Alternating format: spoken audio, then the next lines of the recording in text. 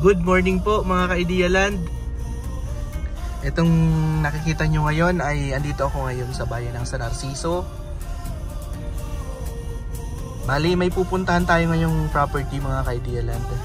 Isang napakagandang property, beachfront property. Ayan yung simbahan ng San Narciso.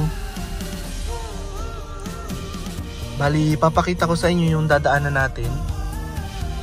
Galing tayo ngayon dito sa bayan. So alas 10 na. Ayan. Titingnan natin kung ilang oras ba tayo makakarating hanggang dun sa property na pupuntahan natin.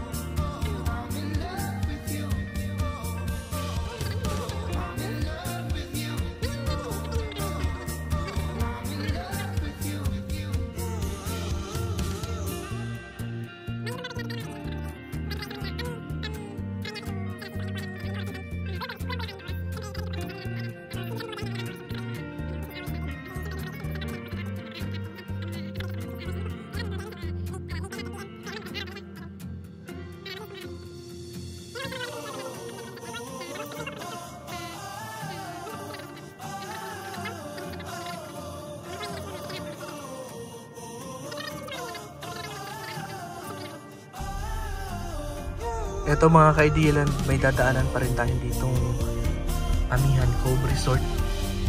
Kaya bawa mag-tripping kayo dito, titingnan yung property. Meron kayo mawag-i-stayan. May resort po dito ito. Pasukin muna natin para makita nyo yan. Ganyan kaganda yung view dito sa Amihan Cove Resort. Inside the cove siya, yung harapan niya. Ayun o. Marami napakaganda ng view sa natin.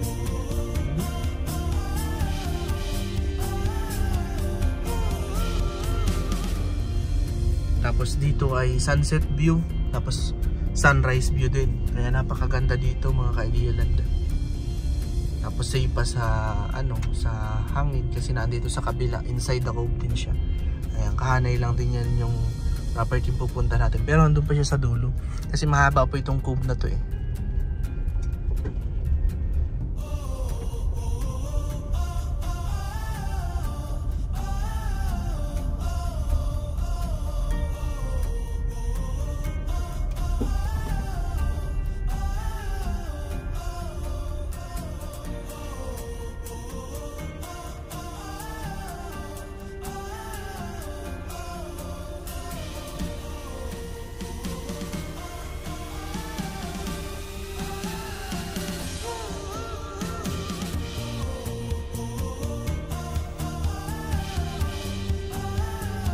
Ayan, ito yung Amihan Cove Resort mga ka-Idea Land. Ayun, may mga sila mga kwarto doon, mga container van. Ayan, napakaganda yung view doon sa may dagat.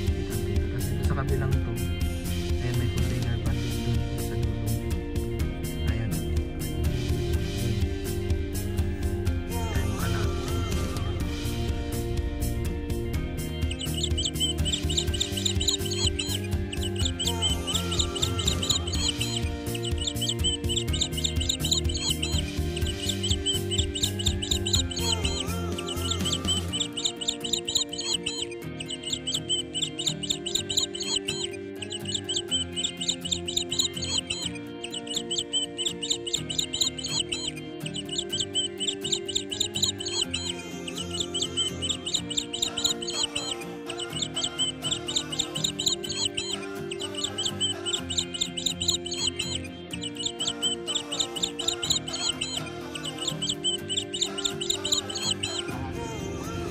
Ayun, naku, napakagandang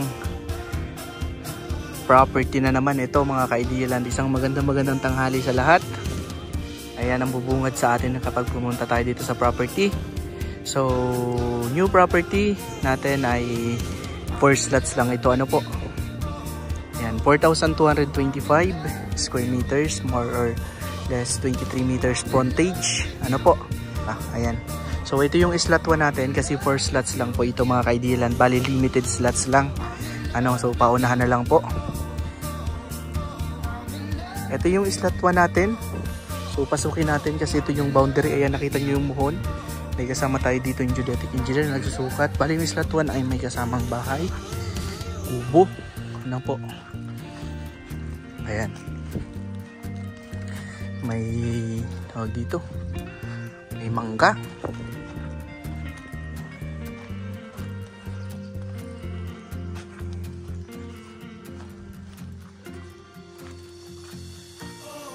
Yan, ito yung likod niya. May mga nyug. Ayan, ang nandun niya sa dulo. Ayun. Ayun yung mga kasama natin doon. So, flat lang siya. Nakita naman natin doon sa dome shot. So, yun naman. Mamaya punta natin yung kasi ito yung slot 1. Ayan po. Ayan yung ano natin. Ayan, makita nyo yan. Ayan yung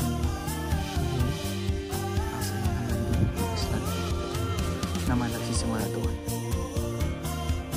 So, may mga tanim po tayo dyan. Ayan o.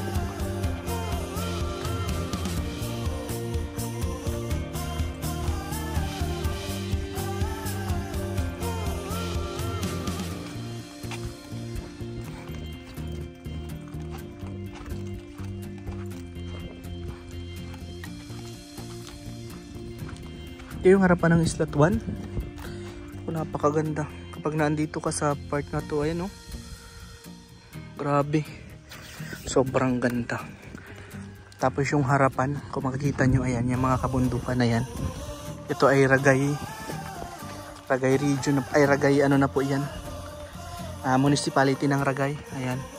Tapos dito naman po, Pasakaw, yung bundok na yan. Ewan ko kung kita po dito yung Mayon Volcano. Kapag mainit.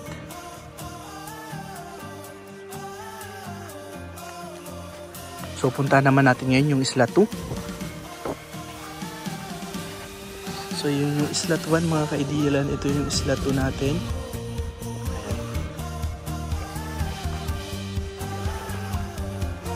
Ito yung tubig.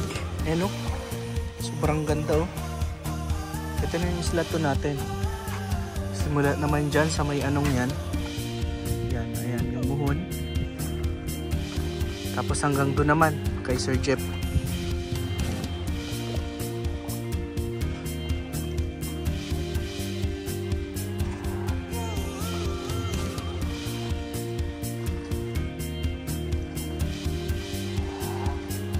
Ito yung slot 2 natin. Yan yung harapan. Kasi ito yung sa dagat niya. Ayan.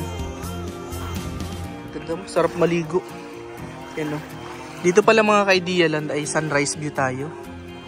Saan dun po sumisikat ang araw. So napakaganda. Umagang umaga. Makikita po natin yung pagsikat ng araw dito. Tapos ang kagandahan pa, may kalapit resort po tayo. Ayun. Ang Edna's Resort. So kapag summer po, marami dyan naliligo. Ayan. Katulad ngayon. Summer na, ewan ko kung operational pa sila kasi hindi ko po alam. Ngayon na lang po ulit ako nakapunta dito sa lugar. Ayan, may mga mangingisda po tayo dito na araw-araw po yan. So pwede kayong makabili ng mga fresh na isda. Ayan. Ayan sila. So dito lang din sila nangingisda sa harapan na yun. Ayun, kung makikita nyo, ayan. May mga nangingisda dyan. Kasi dito po sa harapan natin, kung marunong kayong mangisda, marami po kayong makukuhang lamang dagat dyan. Kasi napakayaman pa po dito sa laman dagat, ano, dito sa harapan na to ng, kasi cove po ito eh, ayan o. Halos dito lang din po na ngingisda yung mga mangingisda natin, tapos marami pang nakukuha, ano. Ayan, ito yung mga bangka nila dito. Ayan, yan yung mga ginagamit nila sa pangingisda. So ito yung slot 2 natin. Ayan, so napakalawak ng frontage niya, biruin nyo po. Ang frontage natin dito ay 23, ano? Tapos 4,225 square meters. So pasukin natin ngayon itong Isla 2 naman. Kung ano bang nandito sa loob. Bali ngayon ay nililinis pa lang natin ito, pero once na malinis na natin, makikita natin hanggang dun sa dulo kasi tatabasan po yan. Ito naman harapan, kaya ganyan kasi nga ay walang nagme-maintain, kaya medyo madumi. So kapag nandito ka sa mga 20 meters from sea level, ayan, ito yung view mo. Ayan, grabe, sobrang ganda. Itong property natin mga kaibigan, sobrang ganda talaga to. Kahit sa personal, hindi po kami mapapahiya dito. So paunahan na lang po. So kanina yung sa Isla 1, pinakita ko sa inyo kung ano yung view. Ito naman Isla 2. Meron tayong mga kubo-kubo dito. Ayan. May mga sira tayong establishment dito. Ewan ko, siguro nagtayo sila dito ng kubo-kubo. Ayan. Grabe, ganda. Tapos ito yung likuran niya. Ayan. May ano tayo dito. May Jimelina. Tapos may mga ano tayo dun sa una, no? Tingin ko ano yan. May kawayan. Pero hindi po ata sakop ang kawayan sa Isla 3 na po ata yan. So dito sa Isla 2 natin. Ayan, may cotton tree. May mga nyog. Ayan, bali yung Isla 2 natin. Ayun, kung makikita nyo. Ayun yung kanina pinakita ko yan. Simula dyan sa may tusok na kahoy hanggang dito naman. Ayan. So 23 meters po yan. So ang lapad papunta dun sa unahan sa dulo. So sa likod ay parang may maliit na bundok. So ang ganda ng view. Tapos kung galing naman dyan yung hangin, safe kayo kasi may maliit na bundok, kaya napakaganda. So punta naman tayo sa Isla 3. So ito Isla 2 mga kaibigan. Ulitin ko lang, Isla 2 po ito. Ayan yung view ng Isla 2. Ayan yung harapan niya.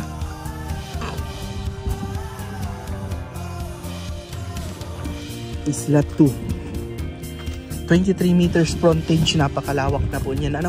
Kasi minsan may 15 lang. Katulad po yung Saragay namin doon, 16 lang dati yung frontage doon. Dito po ay 23 meters po ito. So napakalawak.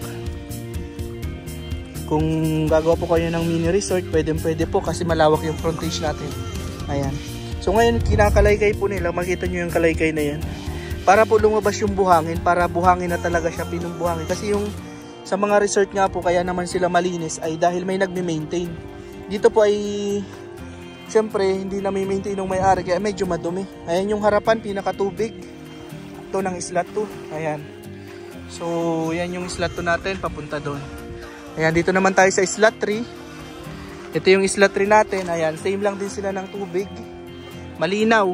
Ayan ganda. So yung mga bata, napaka-safe dito maligo kasi tingnan nyo naman yung alon. Napakabanayad, so hindi siya biglang lalim. Pwede kayo hanggang doon kasi may pa tayo dyan may sandbar. Ayan, makikita nyo naman ayan kitang-kita nyo yung kung alin yung hindi pa kulay green. Hanggang pwede po kayo dyan maligo. Ayan mababaw po yan hanggang doon sa unahan. So pwede kayo maghabulan pa dyan. Yung mga bata pwedeng maligo dyan. So ito yung Isla 3 natin, from doon sa nakatayo, ayan. Tapos hanggang dito naman sa may ayan makita natin itong kahoy. Wait lang, lapitan natin para makita niyo yung Isla 3. So hanggang dyan sa may yan, ayan hanggang dyan sa may kahoy na yan, yung Isla 3 natin. So from there to there, dun sa taong nakatayo, yan yung Isla 3 natin. So pasukin natin siya.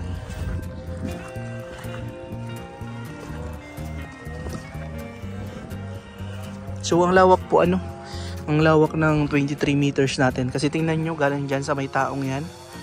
Tapos hanggang dun naman kay Kuya Sunny. Nakatayo yung naka-red po na jacket. Ayan, pasukin natin. Ito yung nasa Isla 3 naman natin. Bali may mga nyog. May parang nasira din na na dating bahay-bahay. Ayan sementado, parang half body. Tapos ito yung likod naman niya. So 20 meters galing sa dagat.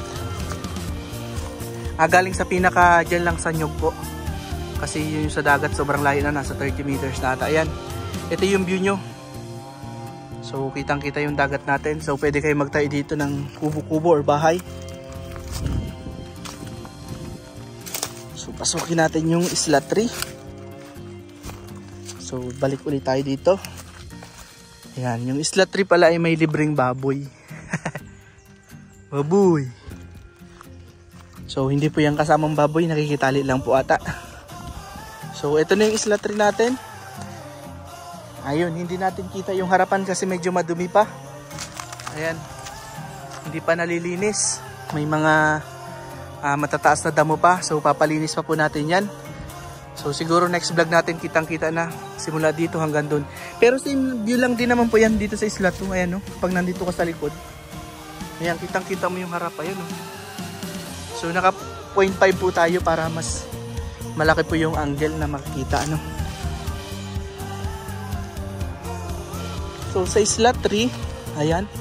So may masasako po kayong mahogany. So napakaganda pala nitong isla 3. Pinsan, saan sumakop tong isla 3? Mahogany ano?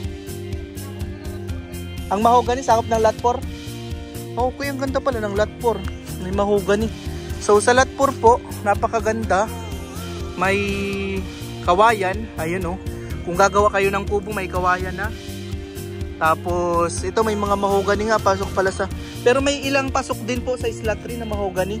Ayan, oh, kasi ito yung boundary natin, ang isla 3 to isla 4. Diyan po ang isla 4. Tapos dito naman po yung isla 3 natin. Ayan, oh. Kasi ito yung farm area ng kalahatan. Kung makikita nyo, napakaganda. So yun, ang ganda. May mga mahogany na pala dito nakatanim. Yun, ang tataas na, pwede na sigurong putulin yan. Tapos may mangga na malaki. Siguro na bumubunga na to. Ayan, may kawayan pa din dun sa likod. Ganda pala ng isla 4. Marami, although parang gubat siya, pero marami palang mapapakinabangan. Ano po? Katulad ng may kawayan dito sa unahan.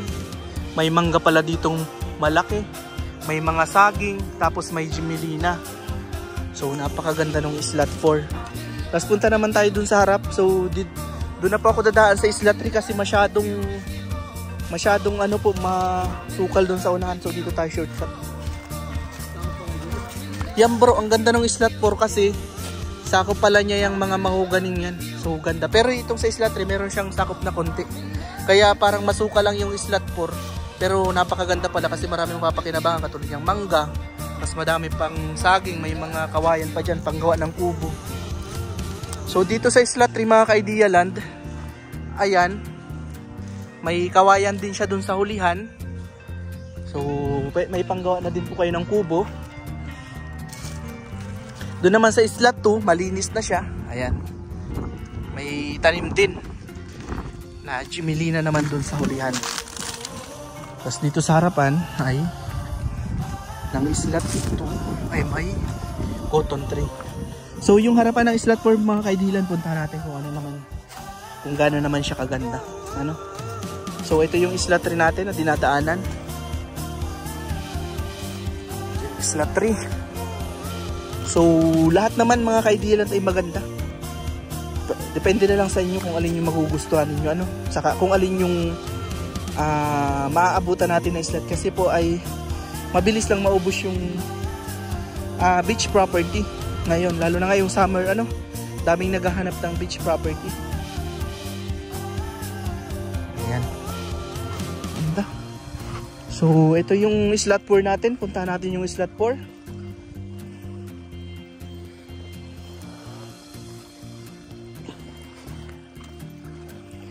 So galing dyan, so makikita natin ito, galing dyan sa anong yan, nakatusok na yan. Wait lang, lapitan ko para makita nyo yung muhon. Ayan, may muhon tayo. Yan, may muhon dyan. Simula dyan ang isla 4 hanggang dun sa may usok. So may kaunting mga bato siya dito pero movable po siya. Ayan. Pwede natin siyang i-design na lang, designan o ihanay dyan sa tabing yan. Tapos mawala na po yung bato. Pwede natin siyang ihanay dito kasi pwede naman pong galawin yan basta wag lang aalisin sa tubig, ano. Yung iba po kasi na dati mga client namin, hinanay-hanay, ginawa lang po nila ng design para yung batong mga nasa harapan nila, nilagay nila sa tabi, inanay nilang pa ganun. Para bang yun yung boundary nila dito sa dagat. So ang gandang tingnan. Dito may mga nakahanay na bato dito. Tapos dito din may mga nakahanay na bato papunta doon. So yung tapat nyo ay mamumove yung bato. Ano po? So hanggang dito tayo sa may umuusok na ito. Ayan. Tapos papunta doon. So medyo masukal ano. Kasi ay hindi pa natin na papalinisan dito. So pasukin natin. Wala, masukal. Ayan. So hindi ko napasukin kasi kanina po ay galing naman tayo doon. Diyan sa likod lang yan. Nakahoy na yan. Hindi lang tayo nakalagpas. Pero yung isa kong kasama ay pinasok niya. Doon na yung labas niya sa kabila. Naka-complete uniform kasi siya. Naka-pantalon, naka-ano. Tayo naka-short lang po kasi tayo ano. So di na muna natin pasukin. Ano, pero ito na din po yun. Pag nalinisan, parehas din nung nasa kabila. So ayan yung harapan niya. Sobrang ganda, white sand. Tapos ito, may mga nyug ka din dito sa harapan. Ayan. So nakita na po natin yung slot 1, slot 2, slot 3, and slot 4. So depende na lang po sa inyo kung alin po yung magugustuhan ninyo. So napakita naman na po natin lahat, pati yung harapan, saka yung farm area niya. Ayan lahat yun.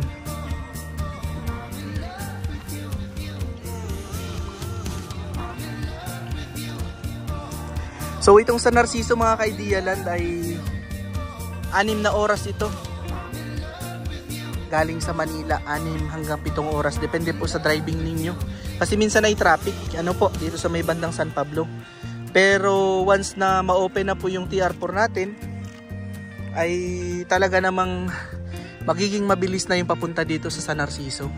Tapos from bayan naman ng San Narciso hanggang dito, mga 25 minutes. Yan, nandito ka na. Tapos yung road naman dito, paputol-putol na cemented road, rough road. Kasi nga po ay inaayos na yung road. Ano, yun yung po kagandahan doon. So soon, lahat pong madadaanan natin hanggang property ay cemented road na. So yung right of way naman po nito ay walang problema. Kasi nga po ay bibilin po natin. Kasi ay kamag-anak din naman itong nagbebenta. Ano po, bali sila ay dumadaan din naman dito. So ang sabi po nila ay magbibigay sila ng right of way. So bibilhin po natin para magkakaroon po tayo ng kasulutan na yun po ay panghabang buhay ng daanan.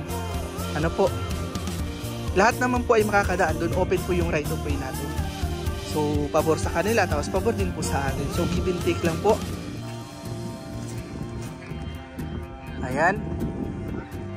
Grabe, napakaswerte ng mga makakabili dito. Ito po ay limited slot lang. 4 lang na slot. So 425 square meter, 4,225 square meters. Tapos po ay 23 meters ang frontage. 23 mahigit po. 23 point something. Ngayon yung harapan niya. Ito pong kinatatayuan ko ngayon na slot 2 ito. Ayan o.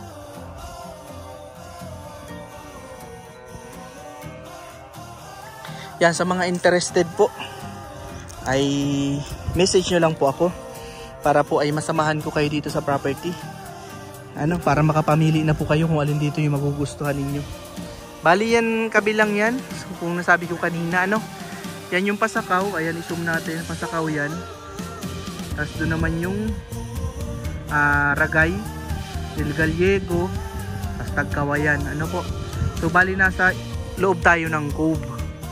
Ayan, ang napakaganda dito kasi we witness natin every morning yung sunrise natin nandito. So napakaganda ng sunrise dyan. Makikita ninyo.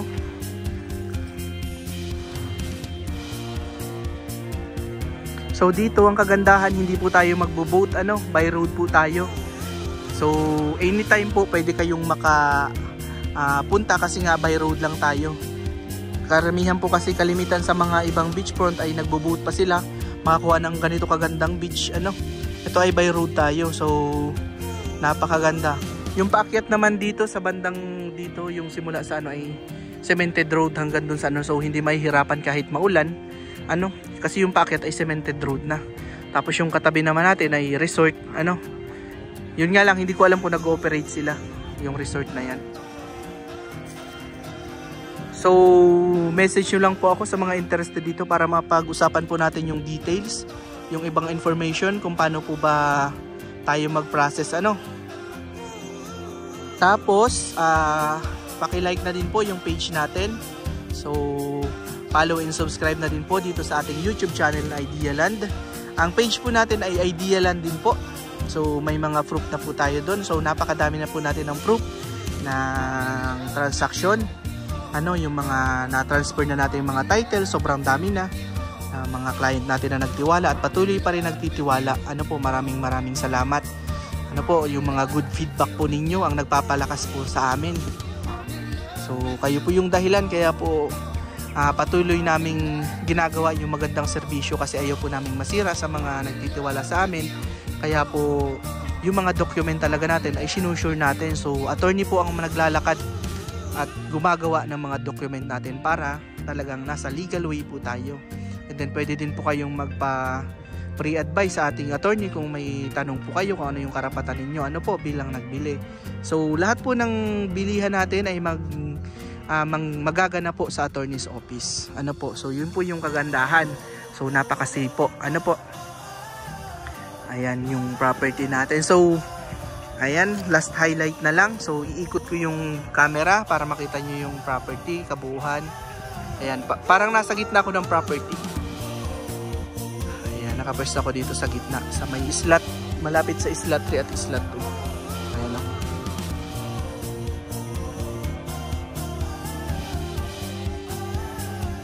So, hanggang dito na lang yung vlog ko mga ka-Idealand. Sa mga interested, open po ako sa WhatsApp saka Viber. Kapag hindi po ako natatawagan sa aking number ay pwede po kayo sa WhatsApp at Viber ko kasi nga po dun sa bahay namin ay wala pong signal ng cellphone. Internet lang po ano. So available po ako sa Messenger, WhatsApp saka Viber lang. Pagtawag po, pwede niyo naman akong tawagan sa WhatsApp saka sa Viber. Ayan, maraming salamat po mga ka-Idealand. Ano po? Thank you so much.